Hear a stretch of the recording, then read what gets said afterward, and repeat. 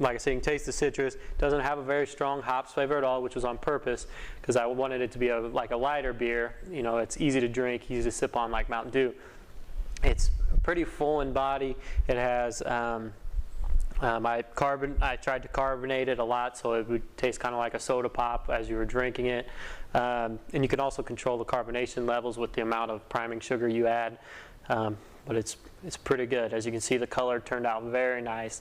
If the dew would settle on there, you can see it's pretty clear.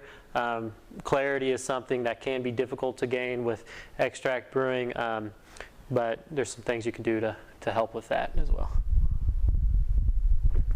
The next one I'll show. This one, as you can see, when you brew beer, you can reuse bottles. This is an Oktoberfest. This isn't my Oktoberfest, it's Sam Adams, but I reuse the bottle. The type of beer that I have in this is it's called a Scottish 80. And with Scottish beers, which are typically ales, they have a number that usually goes with them. And the number will corresponds with the color and the body of the beer. The lower the number is, the lighter the beer.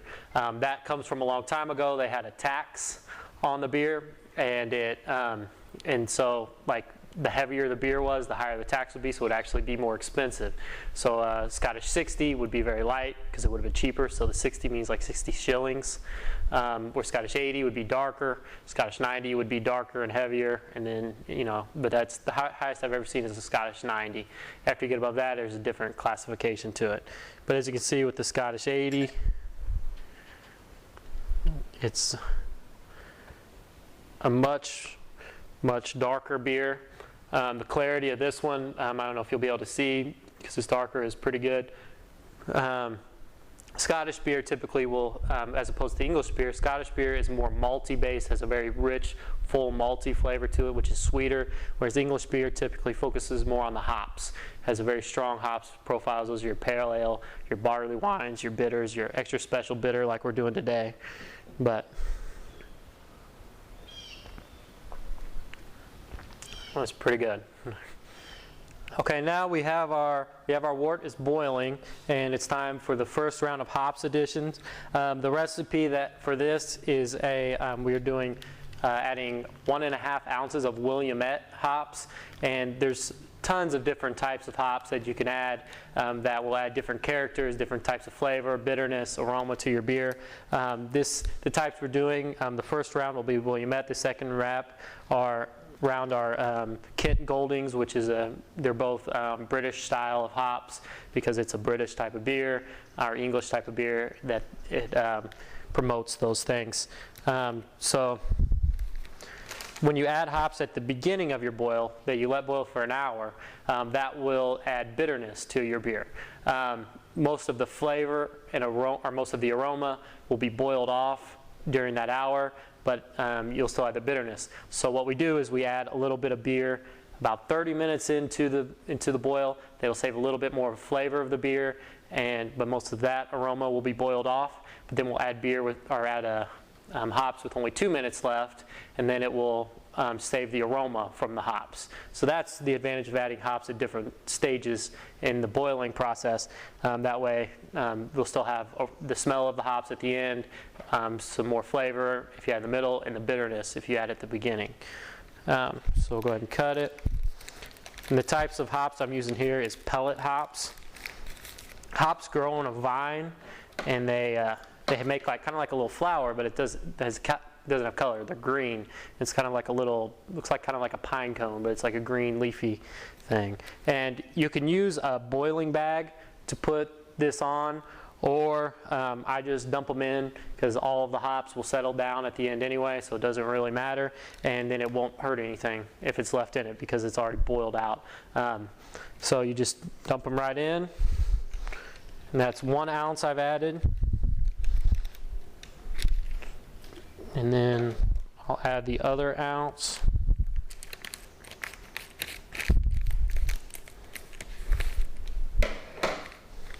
Just 1/2. So it's a 1 ounce bag, so I'll just add a half of that.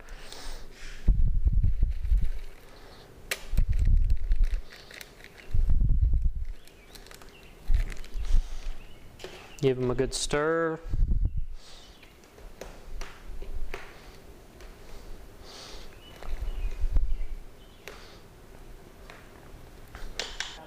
Okay, yeah, so these are the hops, Willamette hops, and they looks kind of like rabbit food, I suppose, but if you, the hops normally is a cone about that big, but these are chopped up to get more consistent flavor from one batch to another. And different types of hops, some will be a little bigger in the pellets, some will be a little bit different, but they smell great. I love smelling them. They say if you put them under your pillow at night, it'll help you sleep, but I've never tried that. I'm growing some of these in my backyard.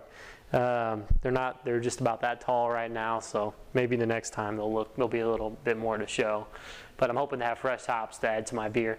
I wanted to actually grow barley, which is a grain, and to make 100% homemade beer, but it didn't get done this year, so maybe next year.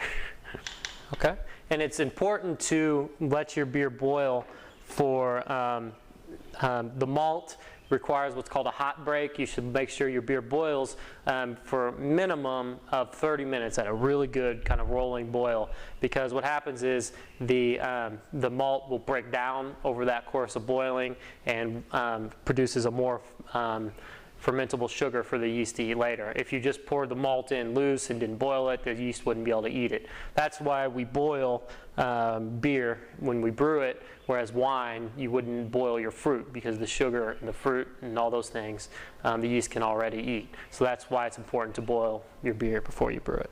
The beer, it costs to make one 5-gallon batch of beer, depending on the style. To make extract beer might cost $25 or $30.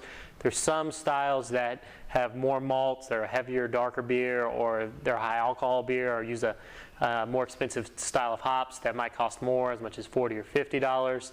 But it just kind of depends on what you want. If you go to the websites that I told you earlier, they have kits you can buy that will come with already, have everything you need, have your hops, your grains, specialty grains, which I added, they'll send you the yeast with it, have everything you need to get started. Then if you want to, you can kind of, after you figure out how to do it with those introductory kits, you can kind of make it your own as you go along. But it's just kind of a really good way to get you started. The kit I bought that we're doing today is from northernbrewer.com. I changed the recipe a little bit. I cut back the hops just a tad because they added a whole bunch, and I didn't want quite that much hop flavor in my beer.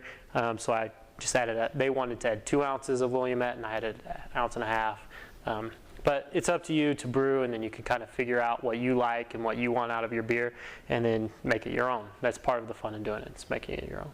I brought my lovely assistant Ricky here with me. He is my official taste tester. He's probably drank more of my beer than I have. I brought some Mountain Dew beer that Ricky wanted to try because he's never tried this one. So it's always good to have other people to sample your beer that are non-biased, just so that they can tell you how much they like it to make you feel better. I expect to be a little green, but it's not. Well, Mountain Dew's more yellow than green. It's that. green, and the bottles are green, but the drink is yellow.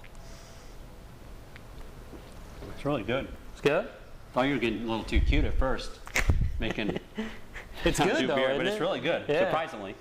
And that's what everyone says. I think, we can go ahead. It's time to add the next round. This has been boiling for about a half an hour, so we can go ahead and add the next round of hops. And for the hops we're adding now, after 30 minutes in the boil, there's 30 minutes left. We boil for an hour.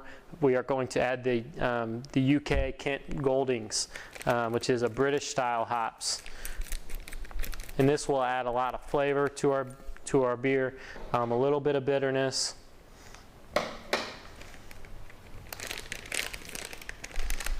And like I said earlier, you just dump it in. It's also always good when you're cooking your beer, brewing it as it's boiling, to keep the lid off of the beer. There is certain chemicals and things that boil off